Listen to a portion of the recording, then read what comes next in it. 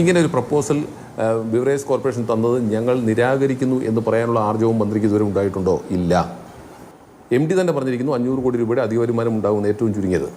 അപ്പോൾ മദ്യവർജനമല്ല, മദ്യത്തിന് ലഭ്യത കൂട്ടുക എന്നുള്ളതാണ് അവരുടെ ലക്ഷ്യം. പക്ഷേ ജ്യോതികുമാർ ചാമക്കാല വളരെ വ്യക്തമായി മന്ത്രി MP രാജേഷ് പറയുന്നു, സർക്കാരിൻ്റെ നയം ഓൺലൈൻ മദ്യവ്യാപാരം ഇപ്പോൾ വേണ്ടതില്ല എന്നുള്ളതാണ്. അതാണ് മദ്യനയത്തിൽ പറയുന്നത്, അക്കാര്യത്തിൽ മാറ്റമില്ല എന്ന്.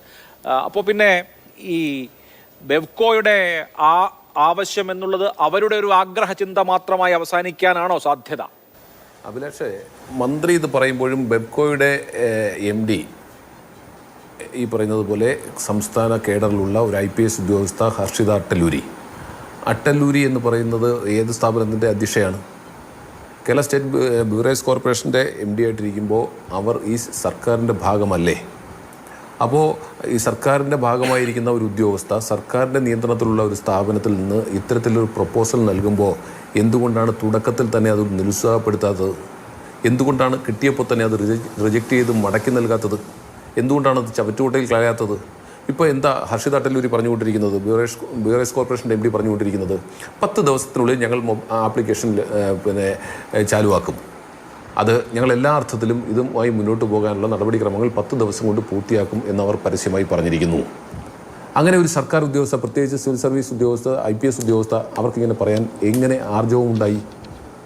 സർക്കാരിൻ്റെ ഇംഗിതത്തിന് വിധേയമായിട്ട് പ്രവർത്തിക്കേണ്ട ഒരു ഉദ്യോഗസ്ഥ അതിന് വിരുദ്ധമായി പ്രവർത്തിക്കുമെന്നോ അല്ലെങ്കിൽ അതിന് വിരുദ്ധമായി സംസാരിക്കുമെന്നോ താങ്കൾ കരുതുന്നുണ്ടോ?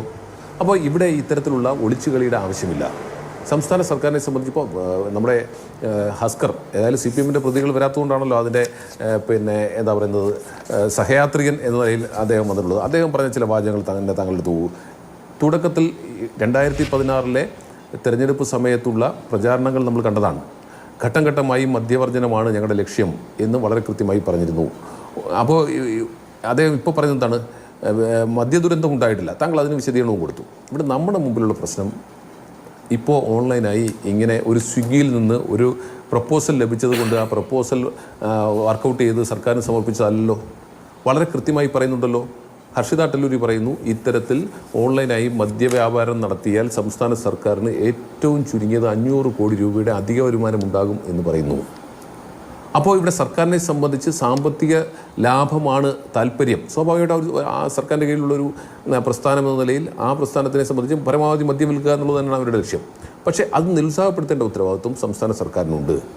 തുടക്കത്തിൽ തന്നെ ഇതിനെതിരെ നിൽക്കാൻ സംസ്ഥാനത്തെ മന്ത്രി തയ്യാറാകുന്നില്ല.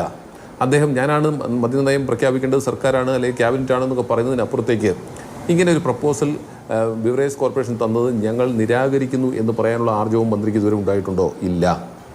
അപ്പോൾ അതിനപ്പുറത്തേക്ക് ഇപ്പോൾ എന്താ പ്രശ്നം? ഇപ്പോൾ നമ്മുടെ സംസ്ഥാനത്ത് ഈ പറഞ്ഞതുപോലെ UDFൻ്റെ കാലത്തുണ്ടായിരുന്ന ബാറുകളുടെ എണ്ണവും അതുപോലെ തന്നെ ബിവറേജിൻ്റെ എണ്ണവും സിവിൽ സപ്ലൈസ് കോർപ്പറേഷൻ്റെ എണ്ണവും ഒക്കെ നമുക്കറിയാം. അത് എങ്ങനെ എത്തിപ്പെട്ടതിനെ സംബന്ധിച്ച് നിങ്ങൾക്ക് അഭിപ്രായ വ്യത്യാസം ഉണ്ടായിരിക്കാം. പക്ഷേ എങ്കിൽ പോലും ഞങ്ങൾ ഓരോ വർഷവും കൂടുന്തോറും 10% ഈ ചില്ലറ വിൽപ്പന കേന്ദ്രങ്ങൾ അടച്ചുപൂട്ടുമെന്നും അതിലൂടെ പതിയെ മദ്യനിരോധനത്തിലേക്ക് എത്തിപ്പെടുമെന്നും പറഞ്ഞപ്പോൾ ഞങ്ങളുടെ നയം അതല്ല, ഞങ്ങളുടെ നയം മദ്യനിരോധനമല്ല മദ്യവർജനമാണ് എന്ന് പറഞ്ഞ് മുന്നോട്ട് പോകുമ്പോൾ ഇത്തരത്തിൽ ഓൺലൈനായി വീട്ടിലേക്ക് എത്തിച്ചാൽ, അടുക്കളയിലേക്ക് എത്തിച്ചാൽ എന്താ അവസ്ഥ? ഇപ്പോൾ വളരെ കൃത്യമായ കാര്യങ്ങൾ സംസ്ഥാനത്ത് നമുക്കറിയാം. ബംഗാളിലും അതുപോലെ ഒഡീഷയിലും മാത്രമാണ് ഇത്രയും ഓൺലൈനായി മദ്യം ലഭിക്കുന്നത്. ഇവിടെ ഈ സംസ്ഥാനത്ത് ഇപ്പോൾ ഓൺലൈനായി മദ്യവും ടച്ചിങ്സും ഒരേ കമ്പനി തന്നെ, ഒരേ വ്യക്തി തന്നെ വീട്ടിലെത്തിച്ചു കൊടുക്കുന്ന സാഹചര്യത്തിലേക്ക് ഈ സാധനം എത്തുകയാണ്. സ്വിഗ്ഗി ആയാലും സൊമാറ്റോ ആയാലും ആര് ടെൻഡറിൽ പങ്കെടുത്തെത്തിയാലും അവന് സ്വാഭാവികമായും ഇത് രണ്ടും ഒന്നിച്ച് വീട്ടിലെത്തിക്കാൻ കഴിയും. പിന്നീട് മദ്യവർജനത്തിലേക്ക് നീങ്ങുമോ, മദ്യ ഉപഭോഗം കൂടുമോ? മദ്യ ഉപഭോഗം കൂടുമെന്ന കാര്യത്തിൽ ഒരു തർക്കവും വേണ്ട. കാരണം MD തന്നെ പറഞ്ഞിരിക്കുന്നു 500 കോടി രൂപയുടെ അധിക വരുമാനം ഉണ്ടാകുന്ന ഏറ്റവും ചുരുങ്ങിയത്. അപ്പോൾ മദ്യവർജനമല്ല, മദ്യത്തിന് ലഭ്യത കൂട്ടുക എന്നുള്ളതാണ് അവരുടെ ലക്ഷ്യം. ഇതിനപ്പുറത്തേക്ക് അദ്ദേഹം പറഞ്ഞെന്താണ്, ഇവിടെ വ്യാജ മദ്യ ദുരന്തം ഉണ്ടായിട്ടില്ല. ഇനി താങ്കൾ സൂചിപ്പിച്ചതുപോലെ ഇനി എന്തിനാണ് വ്യാജ മദ്യ ദുരന്തം? ഇവിടെ നിരോധിതമായിട്ടുള്ള ലഹരി ഉൽപ്പന്നങ്ങൾ നമ്മുടെ പൊതുസമൂഹത്തിൽ ലഭ്യമാണ്. അത് രാസലഹരി ഉൾപ്പെടെ ലഭ്യമാണ്. ഇവിടെ ചെറുപ്പക്കാർ നടത്തിക്കൊണ്ടിരിക്കുന്ന അക്രമ സംഭവങ്ങൾ, ഈ രാസലഹരിക്കൊക്കെ അടിമയായി നടത്തിക്കൊണ്ടിരിക്കുന്ന അക്രമ സംഭവങ്ങളെക്കുറിച്ച് നമുക്ക് നല്ല ബോധ്യമുണ്ട്. മലപ്പുറത്ത് ഒരു ചെറുപ്പക്കാരൻ സ്വന്തം അമ്മയെ വെട്ടിക്കൊന്നതിന് ശേഷം പൊതുസമൂഹത്തോട് പറഞ്ഞതെന്താണ്, എനിക്ക് ജന്മം നൽകിയതിനുള്ള ശിക്ഷയാണ് ഞാൻ എൻ്റെ അമ്മയ്ക്ക് നൽകിയതെന്ന്. അങ്ങനെ പറയാൻ ആർജവമുള്ള ചെറുപ്പക്കാരെ സൃഷ്ടിക്കുന്നതാണോ നമ്മുടെ മദ്യനയം? അല്ലെങ്കിൽ ഇത്തരത്തിൽ നമ്മുടെ എക്സൈസ് നയം? അതിനപ്പുറത്തേക്ക് നമ്മൾ പലരും കണ്ടു, പല സഹോദരിമാരും നമ്മുടെ മുമ്പിലൊക്കെ പറയുന്നത് നമ്മൾ കേട്ടതാണ്. സന്ധ്യ കഴിഞ്ഞ് രാസലഹരി ഉപയോഗിച്ചതിന് ശേഷം അല്ലെങ്കിൽ ലഹരി ഉപയോഗിച്ചതിന് ശേഷം വീട്ടിൽ വന്ന് കയറിയാൽ എനിക്ക് എൻ്റെ മകന് കതവ് തുറന്നു കൊടുക്കാൻ ഭയമാണെന്നും എനിക്ക് അവന് ഭക്ഷണം വിളമ്പി കൊടുക്കാൻ ഭയമാണെന്നും അവൻ പിന്നീട് എന്നെ അമ്മയായിട്ടല്ല കാണുന്നതെന്നും ഒക്കെ നമ്മുടെ കേരളത്തിലെ സഹോദരിമാരും പരസ്യമായി പറയേണ്ട സാഹചര്യത്തിലേക്ക് എത്തി നിൽക്കുകയാണ് നമ്മുടെ പൊതുസമൂഹം. ആ സ്ഥലത്താണ് ഇപ്പോൾ വീട്ടിലേക്ക് തന്നെ ഇതങ്ങ് എത്തിച്ചു കൊടുക്കുന്നത്.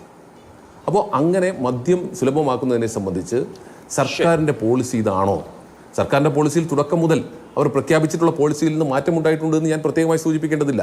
ഇവിടെ ഇതുമായി ബന്ധപ്പെട്ടെടുത്തുള്ള കേസുകളെ സംബന്ധിച്ച്, ഈ സംസ്ഥാനത്ത് പുതുതായി ആരംഭിച്ച ബാറുകളെ സംബന്ധിച്ച്, ബിയർ വൈൻ പാർലറുകളെ സംബന്ധിച്ച്, അതിനപ്പുറത്തേക്ക് ബിവറേജ് ഔട്ട്ലെറ്റുകളെ സംബന്ധിച്ച്, കൺസ്യൂമർ ഫെഡിൻ്റെ ഔട്ട്ലെറ്റുകളെ സംബന്ധിച്ച്, ഏറ്റവും അവസാനം ഇപ്പോൾ ഈ സംസ്ഥാനത്ത് എടുത്തിരിക്കുന്ന കേസുകളെ സംബന്ധിച്ചുൾപ്പെടെ നമ്മൾ കണക്കുകൾ പരിശോധിച്ചാൽ ഈ സംസ്ഥാനത്ത് ഇതുമൂലം അക്രമവാസനകൾ കൂടുന്നുണ്ട് എന്ന് കൂടി നമുക്ക് ബോധ്യപ്പെടും.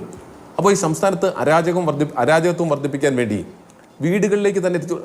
അഭിലാഷം ആലോചിച്ച് നോക്കൂ, പലരും ക്യൂവിൽ പോയി ഞാൻ പറഞ്ഞ് അവസാനിപ്പിച്ചോട്ടെ. ക്യൂവിൽ പോയി നിൽക്കേണ്ടതിൻ്റെ ബുദ്ധിമുട്ട് പ്രമാണിച്ചാണ് പലരും ഇത്തരത്തിലുള്ള പ്രീമിയം ഔട്ട്ലെറ്റുകളിലേക്കും സെൽഫ് സർവീസ് ഔട്ട്ലെറ്റുകളിലേക്കും ഒക്കെ കടന്നു പോകുന്നത്. അപ്പോൾ അവിടെ പണമുള്ളവർക്കേ പോകാൻ കഴിയൂ. സ്വാഭാവികമായും ബാക്കിയുള്ളവർ ക്യൂവിൽ നിൽക്കേണ്ടി വരുന്നു. അപ്പോൾ ക്യൂവിൽ നിൽക്കുന്നതിനുള്ള ജാളിത അല്ലെങ്കിൽ മറ്റാരെങ്കിലും അറിയുമെന്നുള്ള ബുദ്ധിമുട്ട് ഒക്കെ കാരണം മൂലം പലരും മദ്യത്തെ ഉപയോഗിക്കാതാവുന്നുണ്ട്. ഇപ്പോൾ അവർക്ക് കൂടി ഒളിച്ചും പാത്തും വീട്ടിലെ അടുക്കളയിലേക്ക് എത്തിച്ചു കൊടുക്കുന്ന രീതിയിലേക്ക് സംസ്ഥാന സർക്കാർ മാറുമ്പോൾ സർക്കാരിൻ്റെ പ്രയോറിറ്റി മുൻഗണന മാറുന്നു. മദ്യവർജനമല്ല, മദ്യം ഒഴുക്കാൻ തന്നെയാണ് സർക്കാരിൻ്റെ തീരുമാനമെന്ന് തെളിയിക്കുന്നതാണ് ഇപ്പോൾ ഇത്തരത്തിൽ ബിവറേജിന്റെ ഭാഗത്തുനിന്നുണ്ടായിട്ടുള്ള നടപടിക്രമങ്ങൾ എന്ന് നമുക്ക് ബോധ്യപ്പെടുത്തുന്നു. ശരി.